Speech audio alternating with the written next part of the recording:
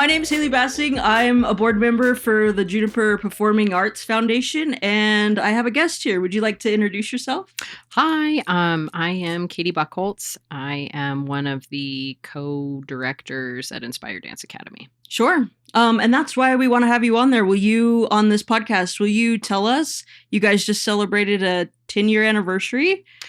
We're going into our 10th season. It's kind of weird because it's 9 years, but 10 recitals. Oh, sure. Because it starts right when we open. So, we're super excited. It'll be our 10th season with everybody. And we've had a lot of growth and a lot of change. And it's kind of hard to believe that this is where we're at right now. Yeah.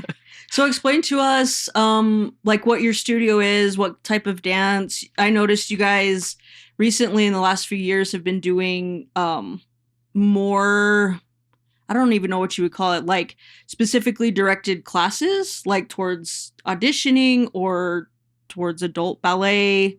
Oh, okay. Like your studio classes. So we do, we kind of do a little bit of everything. We do the core, like ballet, tap, jazz, hip hop, musical theater. For all ages? For all ages. So we start as young as 2, and they're creative movement. So my 2 and 3-year-olds, and they are hilarious. They're so adorable. And so it kind of starts really little with some creative movement. And then from 4 to 5, we do just ballet and tap. And then 5 to 6, they kind of branch out a little bit, and they'll do a jazz hip hop combo class or a ballet tap combo class. And then once they hit 7, then they can do, and contemporary, they can do like just 1 hour in a specific genre. So cool. I think I totally forgot to mention we can do contemporary too. But, and then, recently we started doing, our studio's kind of split 2/3 is recreational. So they do recital, they do their Christmas programs and parades. Yeah. And then 1/3, typically 1/3 of the studio is competition team. Sure. So we started doing classes like you said, the musical theater audition classes.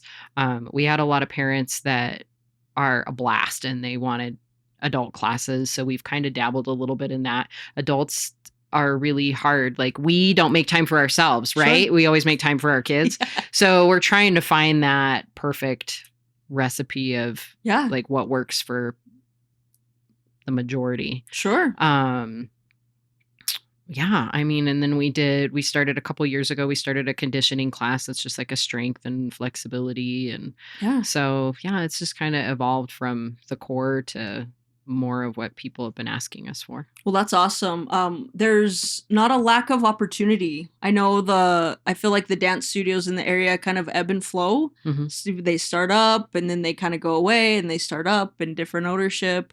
So it's cool that you guys have been able to do that for 10 years. Oh my gosh. Well, it's a testament to my team. Sure. Like, I don't think if I did it by myself, there's no way. Yeah. Like, I know there's other studios out there that do, and I just admire the crap out of them. I'm like, holy cow, you do so much on your own. Yeah. But I'm one of 5 partners, and everybody kind of has their own specialty. And they take things and run, and it really lightens the load and makes it super fun to collaborate. Yeah. Well, and you guys are based out of Aztec. Do you have a lot of participants from other towns?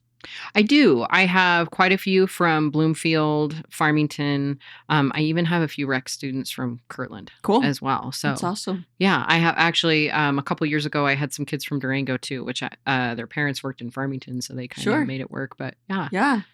And then you guys have expanded your physical space in the last couple of years. What's that like?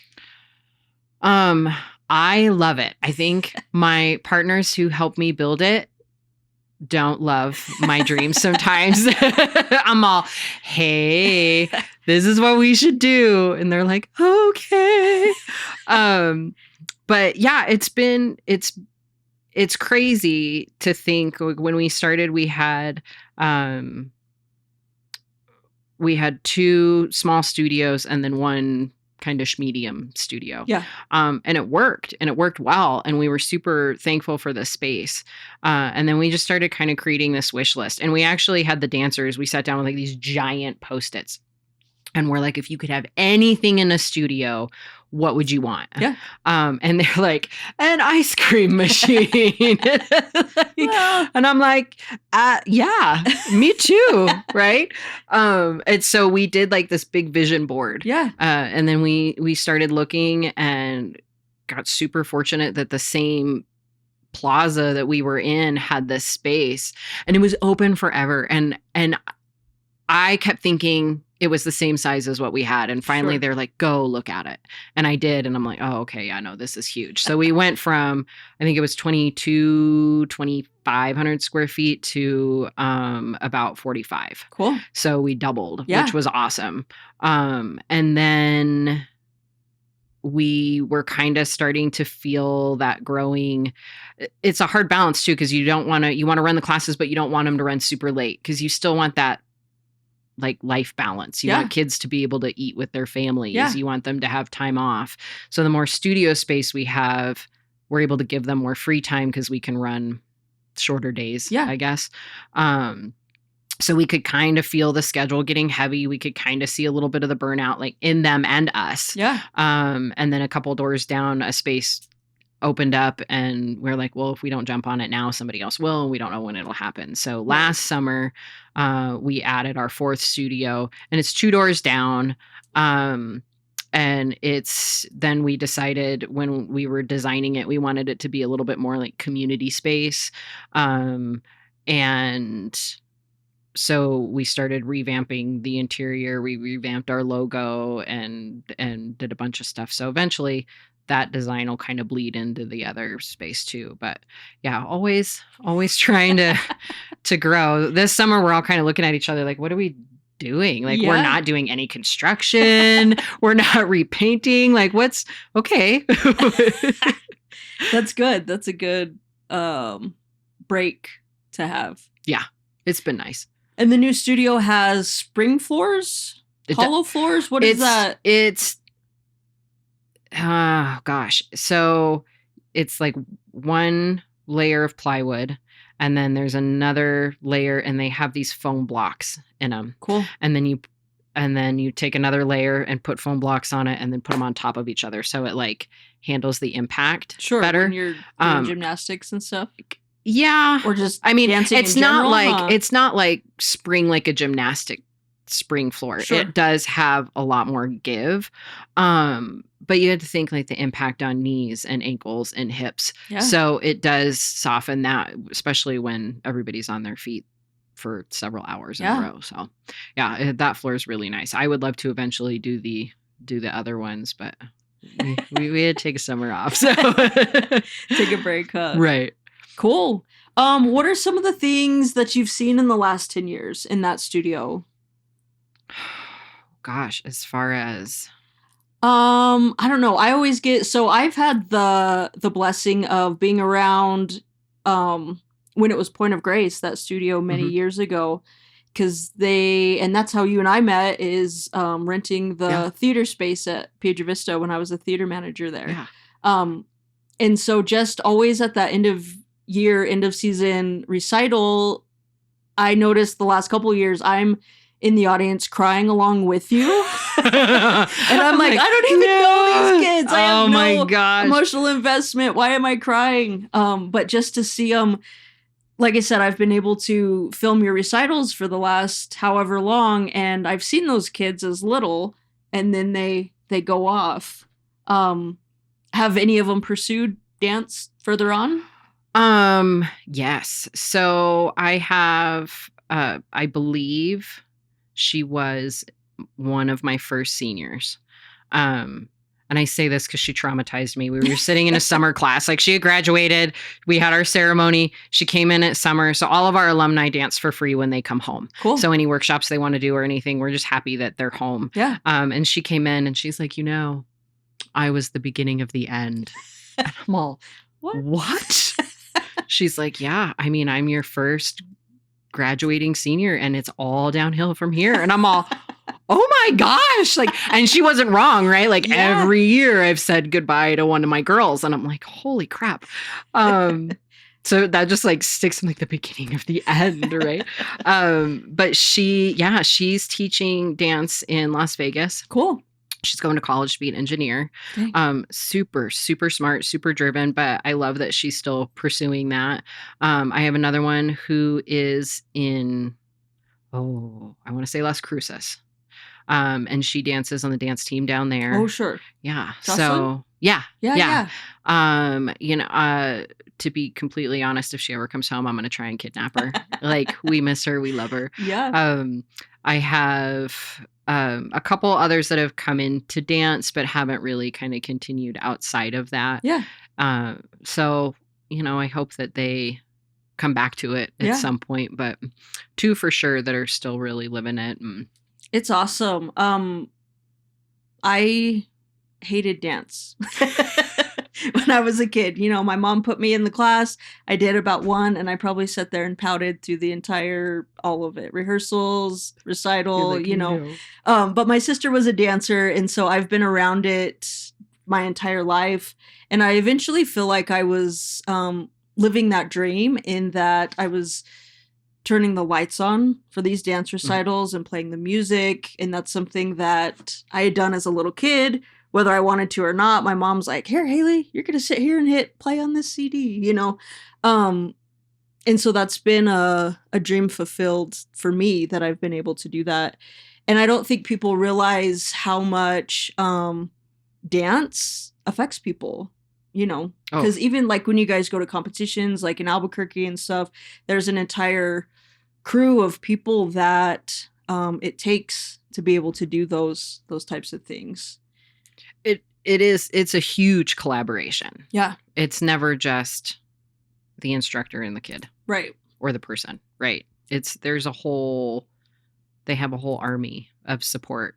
Yeah. From like, you guys, you doing video, our photographer, our sound team, the tech team, like it's pretty wild when we start putting recital together, like all the moving parts. Yeah. And you get really close to them, right? Like, I can't imagine ever having anyone else I'm like, no, it's you, right? And so but you get really close to them. And I think the biggest thing for me about when it all comes together is like the magic that it creates. And life is super serious and super stressful. And I feel like kids don't get, like, childhood can be really hard. Sure. So this is a moment for them to be part of something that they create together that's super special. And all of these people get to kind of help make them feel like those moments of magic. Yeah. And that they're celebrated. And so I get all emotional, obviously, or I'll cry. But it's everybody. It takes everybody to make stuff like that happen. Well, it's really cool. Because when you guys were in the PV theater, I was able to always use students, especially your recitals, because it was outside of school time. Usually it was the beginning of summer. So those were opportunities for students to program lights and run lights and program all of your sound cues and run them. So that's something, whether you realize it or not, you've created those opportunities and those learning experiences for those students. And in the last couple of years, I've had some students come and help film, and that same deal, that you're creating those opportunities for them, that they're learning, because this is real life, this is a job. People run lights and sound for dancers. Yes. So hopefully these kids realize that that's something that's there. And it makes or breaks a show, I feel like, right? There's so much more of an impact. Like, we'll do the choreography in the studio. And Georgia is amazing. Like, she'll do the tech sheets and she's like, oh, I think this, and we'll do that. And we get there and we'll do the tech rehearsal, and we start seeing it to come together. And it's like that moment that Timmery choreographed to be impactful, paired with the music that was cut, paired with the lighting, and then that special effect. And you're like, oh, that's so cool, right? Yeah. So it's it's everything. Like I love that. I feel like we have a really supportive community here of people that do that stuff, and I hope it stays that way. Totally. And continues to grow. Yeah.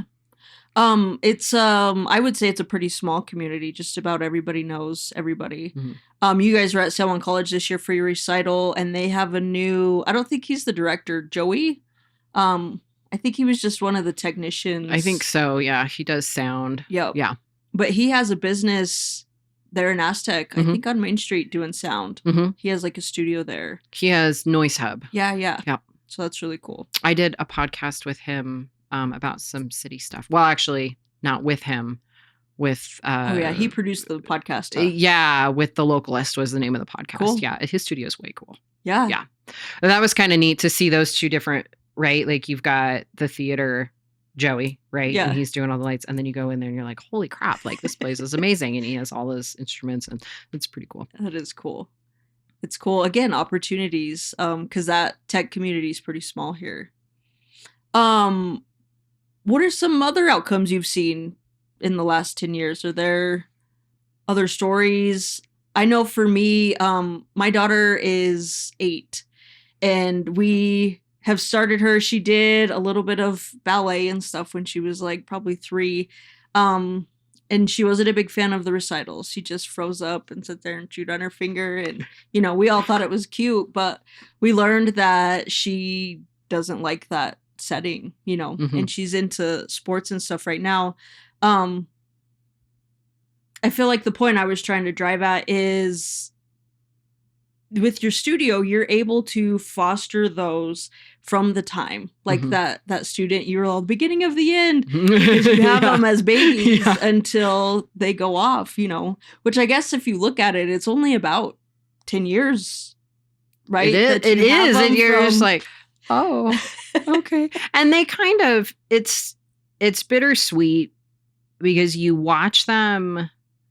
I mean, our rec students, depending on their commitment, we have them, let's say, average 3 hours a week. Yeah. And you still get to really know them and their family.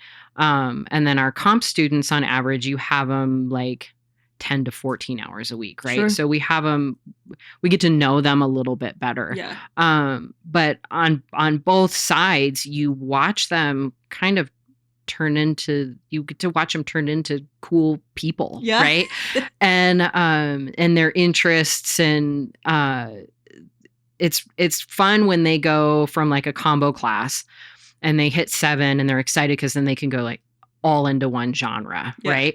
And you watch them be like, oh, this isn't my jam, right? I'm going to try, I don't love ballet. I'm going to try tap. And then they're like, I love it. Yeah. So you get to kind of watch them learn who they are and what they love. And then when they start like specializing in it and they're like, this is all that I do. Like it cracks me up when I have students that are like, oh, I'm a contemporary dancer. Like you just know they have completely fallen in love with it. Yeah. And that's really cool.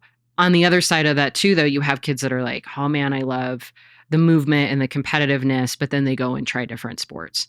And it's cool because, again, you're still watching them like become this person, but then you're like, oh man, I'm really gonna miss that kid. Like they were so fun. Yeah. And we've had a few that have gone to pursue sports that come back and volunteer backstage at recital. They'll call me and they're like, hey, can we come help you? And I'm like, please do. Yeah. And I love it because they know it, right? They know the routine, they know what we're doing, and they get all excited. They get their walkie-talkie and their badge and they're like lineup dancers. And I love that they come back. Yeah. And we can still celebrate their success even though it's not dance. Yeah. So that's been cool, but kind of bittersweet at the same time, And I just, like, as kind of a squirrel moment, I have birds. And I love them. They're a new adventure for me. Okay. And what kind of birds? I have 2 little conure parrots and I have a cockatiel. Okay. And I think the closest thing I can relate to watching a dancer grow is watching a bird learn how to fly. Cool. Like they get like, they have their little spurts, right? And you kind of watch them hop from place to place. And the further they get, they turn around and they look at you and they're like, did you see that? And their feathers, they're so proud, right? Yeah. And then it's like that first really big flight, and then they come back to you and they're just like, their eyes are big and their hearts are pounding and they're so proud, and they have this super happy tweet, and I'm all, oh my gosh, that's my dancers, like the first time they came off on stage, like our first recital we did was Lion King. Okay. And well, backing up, Jamie and I did Alice in Wonderland for Point of Grace. Mm-hmm. Not completely, obviously, like Point of Grace still had their people, but they, Jamie and I did quite a bit of it and got our feet wet. We didn't know when we volunteered that this is where the journey was going to take us, but we're like, yeah, sure, let's do it. So then Inspire's first recital was Lion King. Okay. So we were like, okay, we want to do this and we want to do that. And we had all these grand dreams. And the dancers had so much fun that when they left, and we had one show. And when we left the stage, the kids were like, we want to do this again. And the parents were like, I think my biggest thing was I had a dad come up to me and he's like, I've slept through every recital. This was awesome. Like, if I can keep a dad awake, like watching kids that aren't even his, like, yes. Right. So, but the kids the whole time, they were like, we want to do it again. We wish we could have done it again. Can we do it again? Yeah. And immediately I'm like, I don't know. What does it look like? Can we do it again? And everyone's like, no, we can't do another show tomorrow. There's no preparation. Right. So every year after that, we've done 2 recitals specifically because the kids are so proud of themselves that they want to do it twice. That's awesome. And then I guess they get to kind of do it 3 times with dress rehearsal. Sure. But that's the main reason, is the kids were like, we want to do this again. Yeah. And so it's cool. What, off the top of your head, are you able to list what those 10 shows have been? Oh gosh. Okay. So we did Lion King. We did Little Mermaid. We had Aladdin, which was COVID year. Oh, sure. And then we ended up doing kind of like a bootleg recital in the later part of June. Yeah. That was like a red carpet Aladdin. And then we did Beatles Love, which was a little bit different, but we weren't 100% sure what the world was going to look like. So we wanted to keep it simple. Then we did Hercules. I might have these 2 mixed up. Hercules and Frozen. We did Encanto, Tangled. Those were mixed. We did Tangled and then Encanto. Yeah. And then last year's was Toy Story. So then this year will be Alice in Wonderland. It's cool. Yeah. It's a lot. It is a lot. They're way cool though. It's great. And your recitals are great because they are not just normal dancing, fall asleep. You know, they're props and lights and sound and very Disney inspired. If you've ever been to Disneyland and watched their little like 40-minute shows that they put on, very similar vibes. My family and I are just Disney fanatics. Yeah. Like my aunt used to take me when I was really little. And I think that's part of like the childhood magic, right? And that's still why my family and I go. It's the one place we can go and we can turn it off and we just play. Yeah. Right? Like it's not, you don't think about where you're eating, you don't think about what you're doing, you just play with your family. Yeah. And so that's kind of what I'm chasing at the studio, that sense of play, right? Yeah. It's not always play for us when we're like trying to sew costumes and do all this other stuff, but like trying to create that. But I definitely, when we pick our theme, I go down and I just absorb. And there were times where I'd text the team, I'm like, these snow machines are the coolest things I have ever seen and we need some. And then I'm Googling it and I'm like, well, maybe we don't need a $20,000 snow machine, but it was like, so, but I'm like constantly looking for inspiration that's not, that's something that maybe somebody hasn't seen or experienced before. Or if they are big Disney fans, kind of like brings back some of that nostalgia. Yeah. How do people join your studio or sign their kid up to dance? So we have a website, inspiredanceacademynm.org. I'm like, God, think about that. And then there's a registration link on there. And then there's a registration link on our Facebook page, which is Inspire Dance Academy. Cool. And then I'm not 100% sure if it's on our Instagram either, but so you can register online. I love when families come into the studio to register, mostly because we'll let anybody try a class for free. Cool. And sometimes the little ones, like we'll have them try a couple classes for free. Yeah. Because with the littles, it really just depends on the day, right? Sure. Like, did they get a nap? Is it really hot? Yeah. Did they get a snack? And it could be maybe not the best day for them. And so they come in and they're struggling a little bit, and families will be like, oh, they're not going to love it. I'm like, no. We'll pick a different day and then bring them back. So I really like it, especially when my younger ones will come in and try a couple classes for free, and then we can register them and kind of help fit them where they need to be. Or dancers that have danced before that want to come back, but maybe they've had a bit of a break and they're not exactly sure where they fall in. It's kind of nice for them to come try a couple classes, and then the instructors can make recommendations on like what level they would be in and things like that. And summer's fun. We do a level 1-2 combo class. So every week is a different genre. Cool. So I'll even have some kids come in over the summer, and they'll do like 6 different genres and kind of decide, what do they like? So. And then you guys start like a new season in the fall? Yes. Is that how that works? So our season this year starting a little bit later. We start the week after school starts. Cool. Because we try to give parents a week to get back in the school routine, like including ourselves.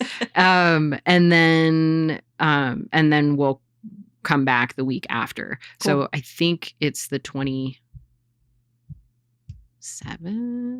whatever that Tuesday maybe is. I don't know, it's far away. Gosh, I know.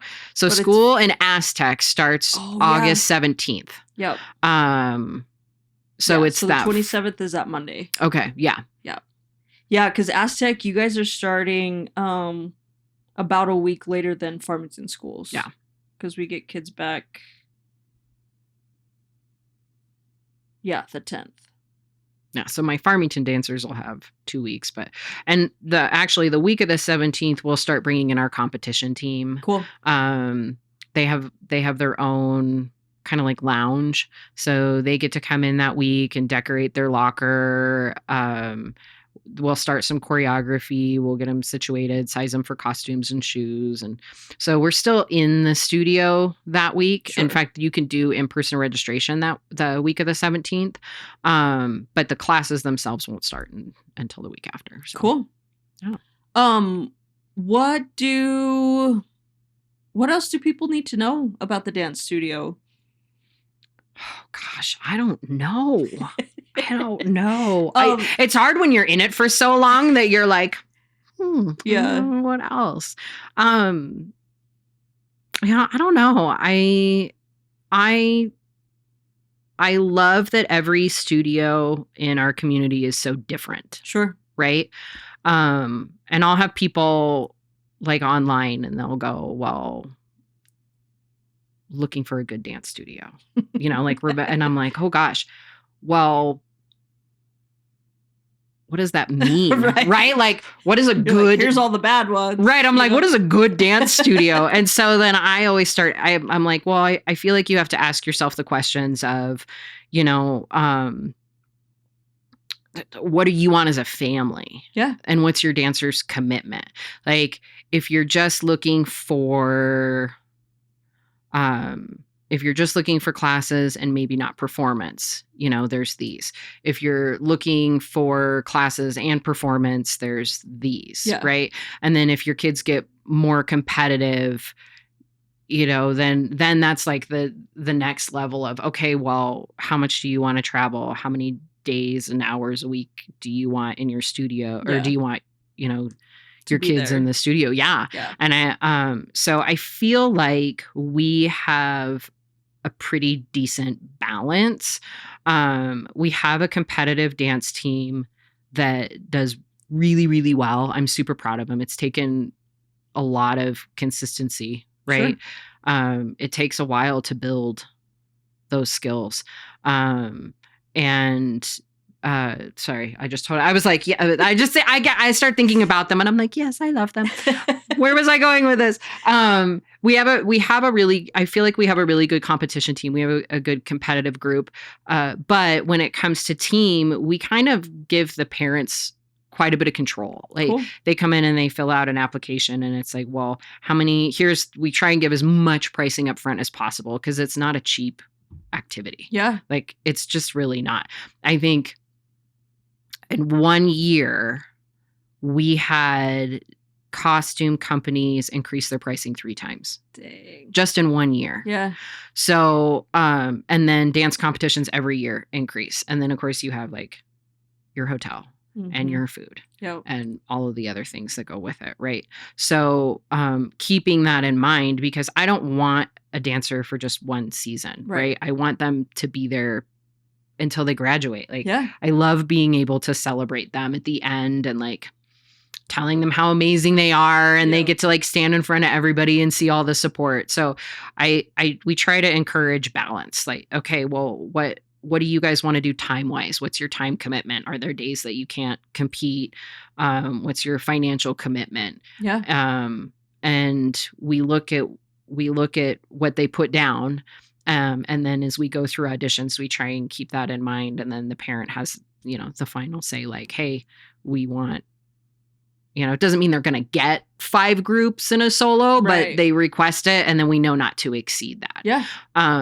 So it has its own challenges, but I like that because I think it's important to have that balance. Yeah. And to not burn these kids out from something that they love. Because I think it can be done really easily. Yeah, totally. So I've seen it a lot at the high school level, mostly with sports, but it's cool going back to the littles. I don't think I realize how much skills you build. Also right now, I don't think elementary students are getting much PE time.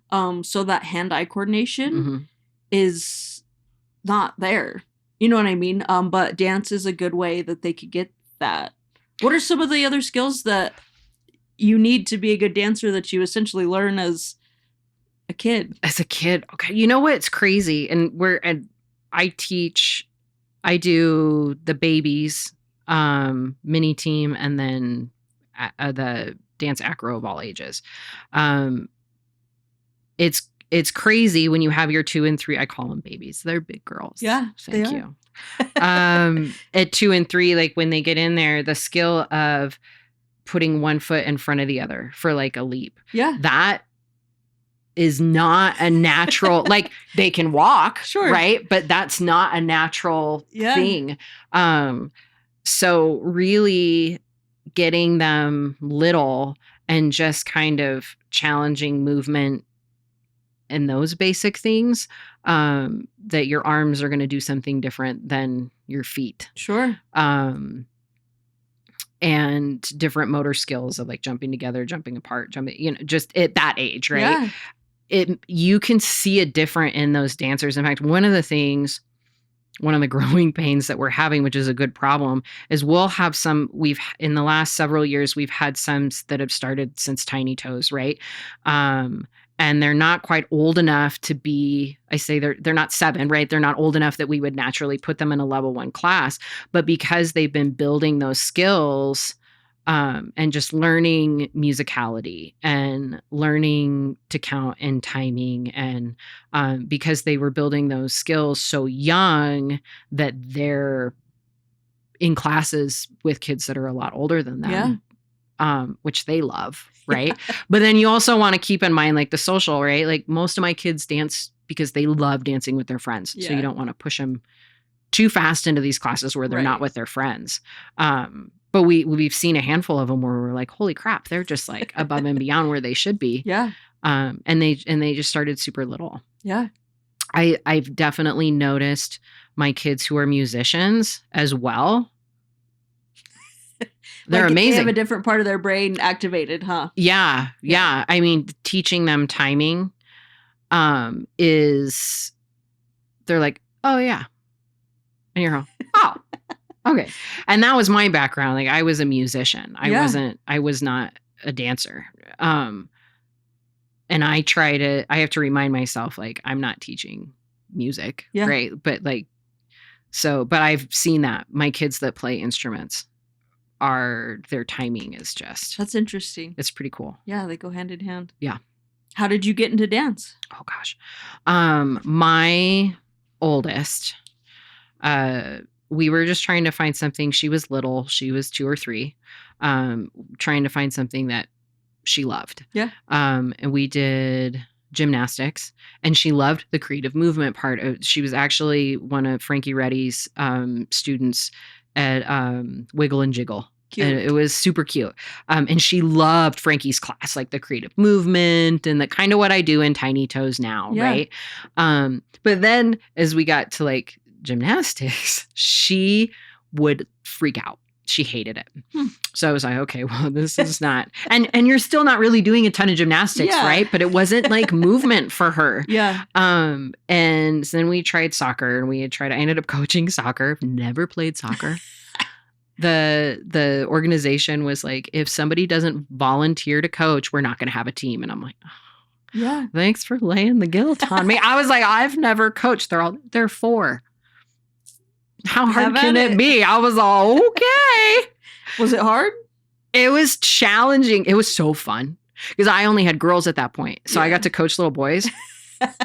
They're amazing. I was like, awesome. Okay, you guys are hilarious. That was fun. But Lily hated soccer. Okay. So at that point, we had kind of dipped our toe into Point of Grace, and she loved it. And the struggle for her was there weren't enough classes her age that she wanted to dance more. And then Mia, my youngest, kind of grew up in the studio, and she loved it. Like, she couldn't wait to start dancing. Yeah. And then I had gotten remarried, and Tom's daughter, Finley, also loved dancing. So anyway, we were at the studio, I think 7 years. Lily had already been dancing 7 years. She had her core group of friends.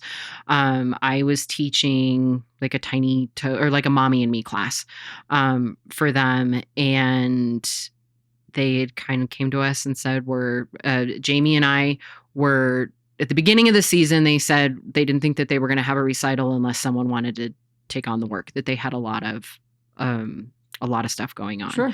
And so Jamie and I had known each other because Lily was taking a jazz class from her, and we were like, all right, well, sure, let's do it.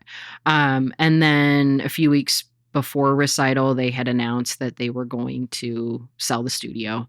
And if there was anybody who wanted to buy it, then, they would be happy to have a conversation. And at the time, my mind was just like, oh my gosh, Lily and her friends. Yeah. And then I started thinking about, okay, well, driving to Farmington, right? So we started reaching out to different studios and thinking ahead of what the next season was going to be.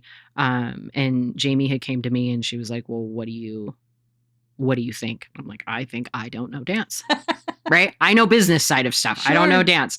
She's like, you run the business side, I'll run the dance side. And there were a couple other instructors there that wanted to stay, and they helped quite a bit. And then we got Georgia and Timory. And then the next year, Tara, and it's just constantly, it's just been a really, you've built a family, good thing. 100%. I don't know what I would do without them. Like, they're amazing humans. So it takes a village. It does. It does. And it's cool having so many different personalities. We're similar in a lot of ways, but we handle things differently, because it really creates that environment where the kids they have their people, right? Like, even my kid, she's going to Jamie, she's got something like that's her person. Yeah. And I know that they're safe people. Yeah. So it's like, okay, totally. But yeah, I just, my daughter kind of got me into it, and then my heart started hurting because I didn't know what we were going to do or where we were going to go. Yeah. And it was all of the Aztec families were kind of like, well, what's going to happen? So yeah, I thought I'll give it 3 years. Like, my business plan was 3 years. Yeah.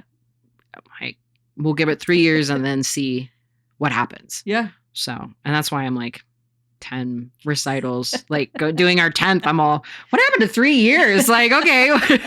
That's perfect though. So That's how it should be. Yeah. What is the stuff you do for the city? What is your title? Is that something we could tie into? I mean, I guess, I don't know. So I am a city commissioner. In Aztec, Yep. right? Yep. Cool. So we, I don't know anything political. I'm like the least, I don't pay attention to any of that. I feel like a bad adult. No, actually, you're probably a sane adult in all honesty. Well, it's so when the studio kind of segued into a few things for meeting in the community. Like when COVID hit, we had to film our routines to send them to competition. Oh, sure. So I had developed a relationship with the director at the Boys and Girls Club in Aztec. Yeah. And then after a while there, he was like, come be on the board. And I'm like, I've never been on a board. Well, I was on the board of like the Red Cross when I was really young, but I wasn't like super active. Right. Sure. So I joined their board for a while. And then a family within the studio, there was an opening for school board in my district. And he was like, you work a lot with kids, you work a lot with parents. He said I was pretty level-headed. I don't know about that, but right. And he's just like, you should do this. Yeah. Okay. Like I love kids. Like, I don't think I was a super good kid when I was younger. Sure. I was probably the typical 90s kid, was like completely unattended in the 80s and 90s. And so my whole goal is to be like, I want to be the adult that I didn't have. Yeah. I want to create the opportunities that I didn't have and facilitate the support. So I thought, well, being with the Boys and Girls Club, being with the school district would help me do that. And then it kind of segued into, well, there's an open for city commissioner. Is that something that you would be interested in? And I was like, well, I don't know. And then I was like, yeah. And then I ended up fighting for it. Like, I ended up campaigning, and I hate campaigning more than anything. And it's really, I feel like everything that I have accomplished is because I've been part of an amazing team. Sure. And so when you're campaigning, it's like, well, I've done this. I'm like, well, but have you? You've totally had a team of people, right? So that was hard. That was really hard for me. But I've loved it. And I've actually made some really good connections with organizations in the community through that. Yeah. The studios had some really good connections through that. So I'm definitely looking forward to seeing how all of that, comes together. But it's, like you said, it's a small community, right? We share businesses and families, and so I love being able to be a part of something collaborative. Yeah. That's cool. And it's cool throughout the years to see that. I've been able to have the opportunity to get to know like Anne-Marie Bean with her dance studio, and Amanda Montoya had her dance studio for a long time. And those are all people my age, I watched the Man when I was little, because that was the only studio in town. We went from like 1 to now there's 4 or 5 that people have the opportunity to be able to join those and participate. It's cool. I'm excited to see, what are the plans for the studio? What do you guys have in store next? Oh gosh, what do I'll just announce it here. I'll let my partners find out through that. Well, first I want to backtrack real quick. Bean is amazing. She was one of the first people, and consistently stays this way, that has supported us and the community like from day one. Yeah. And I've learned, just even with traveling, like that is not the case. Like dance studios and parents and things can be really unfriendly. Sure.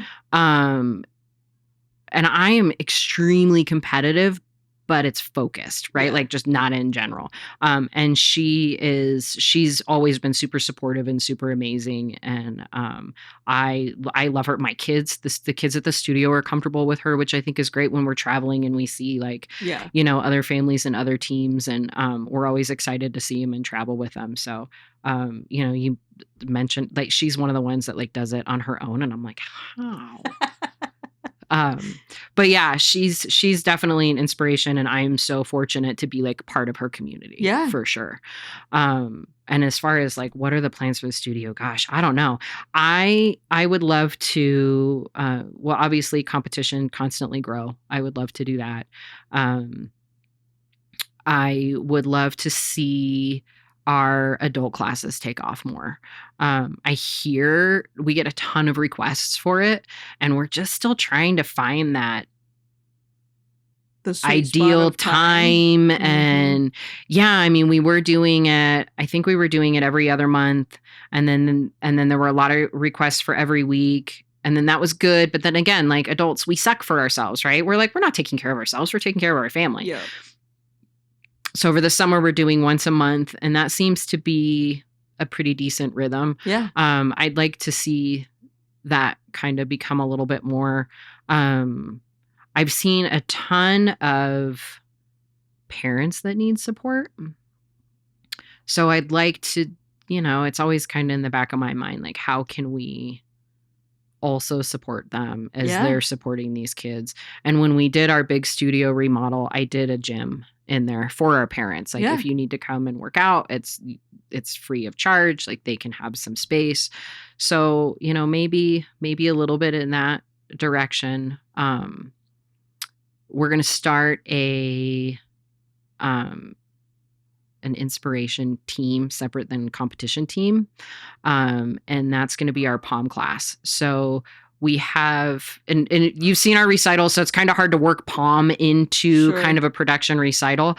And that's been a little bit of our struggle, but also like when the kids get older, if they love POM, then they're going to a school sport. So we are revamping that program this year where they're going to continue to learn. They won't perform in recital, but they'll perform at Christmas, and then they'll continue to learn choreography, and they'll get to perform at Fall Fest. They'll get to perform at nursing homes, at community events. And so that's a new adventure this year that we're going to take on. But we're still working out dates and details and things, and might give some kids the opportunity who maybe competition team wouldn't be their favorite thing. Yeah. But they want to do more and they want to perform more. And then that might kind of give them a little bit of that. That's awesome. Space. That sounds great. So we'll see. We'll see. We're hoping, right? But yeah, that's our new little adventure. What a great idea. Oh. Because I mean, like, you're traveling, but it's just across town. You know what I mean? Yeah. You're not necessarily going to Albuquerque or Phoenix to do those performances. They're going to be local and time manageable and cheaper, essentially, too. Yeah. That's really cool. Smaller crowds and kind of a community service too. Yeah. So yeah, that's awesome. I'm excited about it. We still, like I said, we still have a lot of little details we got to work out, but that'll be our next little cool thing. So. Well, make sure that you share that information with us, with Juniper specifically, because we can help you advertise or, I don't know, feed kids into that program. Get that out, that it's going to be a thing. Awesome. Well, thank you. Yeah. Because that's what we need. I feel like when you talk about adult dancing classes, what come to mind are like teaching you to line dance. Right. Remember that? Yeah. Yeah. Or I feel like in movies all the time you see these adults that don't know how to maybe slow dance with their husband or whatever. So they take these classes. But in real life, I don't think I've ever seen those classes exist. Do they exist? Is that something that's still taught? Like the line dances and stuff, or I honestly think Bean was talking about doing a line dancing class. Cool. We'll have to Google it and see if she. What a terrible friend I am. I'm like, she may be doing it. I don't know. We've talked about. We've done one class like that. Yeah. We've talked about kind of implementing a little bit of that, because I think like we did a jazz class last month and it was huge and it was Cool. so much fun. We did a contemporary class this month, still super fun, but I think contemporary intimidates people. Sure. So we're trying to find, but we've talked a little bit about that. I don't know if they have classes for that, but even the school was telling me like, we got to teach these kids these line dances. And I know in Aztec, Stuco, Anna Strauss does it. Okay. So it's like, I know the kids are learning some of it. Yeah. And I know in Durango, there's a huge community of like couples classes. Yeah. And I'm all, who teaches that? I don't know. Send them my way. For real. When I met somebody at a chamber event who him and his wife do like competitive ballroom. And I'm like, sure. come Deja? teach. No. Oh. No. I was like, I think that's what Deja does. It's like, Deja, come teach for us. Really? But no. And I was like, oh, okay. And I had asked them, like, do you guys teach classes? And they're like, well, we've thought about it, but no, we're going to a convention. So they're like living this amazing life. I'm so excited for them. I'm like, bring it here. Yeah. Come here. But we also now it's like, okay, so if we teach them all these dances, then we got to send them somewhere to dance. Like that. And then we have to have like a big community party so that they can all do the dances. Sounds like there's a need. Yeah, I know. I'm like, I think that one of the other things is like kind of unrelated to dance, but I've noticed like a sober community, right? Sure. And so that's where we all used to go, right? We would like go to the bar and dance. Well, when you're not, yeah, you kind of lose that. Like, where are we going to go dancing at? Where are we going to do this at? And totally. So we need more events like that. Yeah, I agree. Because I think that if COVID taught us anything, it's that we could survive being at home on our phones, you know, and a lot of things that I'm involved with, we're trying to break out of that. We're trying to get people to more plays. We're trying to get people to more baseball games. Connie Mack is coming up, and we want that attendance to be up. And we live stream them, we broadcast, and it's always this gamble. Do we want a lot of views on the broadcast, or would we rather have more people in the stadium being there with us in that moment? You know, which I would rather have people in the stands, because then we're creating this memory for people, and then later you could go back and watch, you know, the live stream. Go back, watch those kids play. But I mean, I know for us, going to Sandstone is like a family tradition in the summers, and we love it. Yeah. And I was talking to a friend the other day about it, and him and his wife had gone for years. And I'm like, no, it really is like, this is what we do in the summer. Yeah. You know, I love it. And then we've been doing more shows in the last probably 4 years at the Civic Center. And it's actually inspired us to start. And now when we go to Phoenix, I look and see if there's a show. Like, we went and saw Wicked on tour. Yeah. We're going to go see Phantom of the Opera this fall. Cool. And I think it is like, you know, you're watching it on TV, but then when you get out in person, there's so much more to it. It's just a really cool experience. And a lot of the actors that we have locally in those plays, to watch them play different people, you're like, what? They're just as good in this as they were in that. I love it. Right. Yeah. So, and that's cool too, because you just, I don't know, it's just a fun way to celebrate people. Yeah, totally. It's funny. My parents have always struggled with it, because they're like, we love going to your shows, but we never know what you actually do. You're all... Like, everything. And, you know, I run sound for years, and I hear my mom telling someone, she's like, oh yeah, Haley's doing lights. And I'm like, no, I'm not. I have nothing to do with that for this show, you know, but I still appreciate the support. But I agree. I think that's something that people love to see, is their people on the stage, whether it's their 4-year-old people or their 40-year-old people, you know, people will come out to see that. Yeah. Doing stuff they love. We try and push our dancers. We didn't have as many this summer as last summer, but we definitely try and push them to go and participate in those. Yeah. And get that different level of experience and camaraderie. Yeah. You know, it was really neat to see. I think we had 5 in Little Mermaid. Cool. I might be wrong. Yeah. But yeah, I think maybe we had 5 in Little Mermaid, and we have, Miss Georgia, our musical theater teacher, Yep. and her daughter who teaches musical theater 1. Cool. So they're in all the shows this summer. So yeah. We like to go and cheer for them. But I think it is cool. Yeah. It is cool. And it's a super affordable opportunity to get kids to think about different arts. Totally. And that it is life. Yeah. Right? Like I was in an IEP meeting with one of my kids, and she had said that she wanted to pursue performing arts. And the counselor was like, and she meant no harm, right? She was like, what can you even do with that? And I was all, I'm like, compose. I'm like, well, actually, yeah. What can't you do with it? Right? Like you can do so much with it. Yep. And I think as with those opportunities, as like my dancers get older, exposing them to those things, and like, okay, well, you might want to be an engineer, right? But you can also feed your soul with these different forms of art. I think that's the balance, right? Like we're not all meant to just work until we die. We've got to we're supposed to grow and create and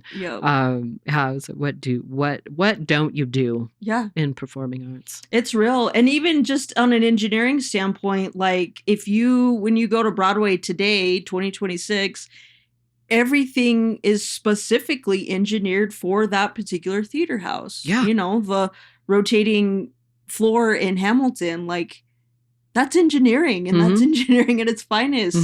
And so there's always a place, I think, in any kind. You don't have to be the performer on the stage for it to apply, but anything you do there, the accountants, construction, painting, any of it, Well, even my husband does construction.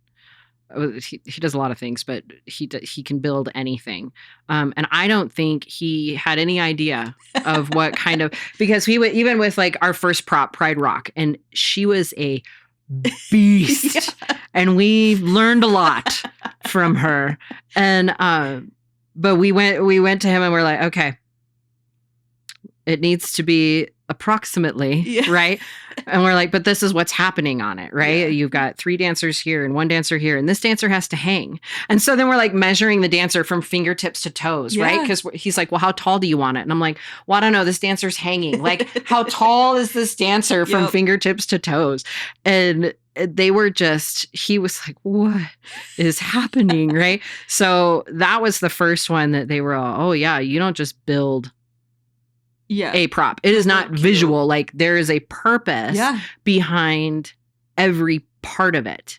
And you have to have that communication. Yeah. And then and it has to fit through the stage door, and it needs to be light enough that we could push it. Yeah. And mobile that it fits off and on a trailer or in the back of a truck or something. Yep. Well, and then like Elsa's tower. Oh yeah. We were like, she's got to be huge, right? It's got to be super tall, but it also has to have a hole in the floor that we can do the costume change, and it has to have this, and the handrails have to be this tall, and then of course she was like a parade float as well. So we're like, it's got to weather all these. Like we had Elsa's tower was in my side yard. And we had this huge storm come through, like, and it was right before parade season. Yeah. And it picked up my greenhouse. Dang. And it just like rolled it. And I'm like running over to the side going, Elsa! And I'm looking at she was solid. I was like, okay, yep, that's, my husband was the same way. He's like, please tell me that tower is still sitting out there. I'm like, she is. But they're all designed. Yeah. And when we went to go see Wicked in Phoenix, it was like a steampunk twist. Okay. And they had, the whole back was like different gears that did different things as it turned through. And I'm like, at the end of the show, my husband was like, no. I'm all, did you see? He's all, no, I didn't. And then we were talking about parade floats because I they're one of my favorite things. Yeah.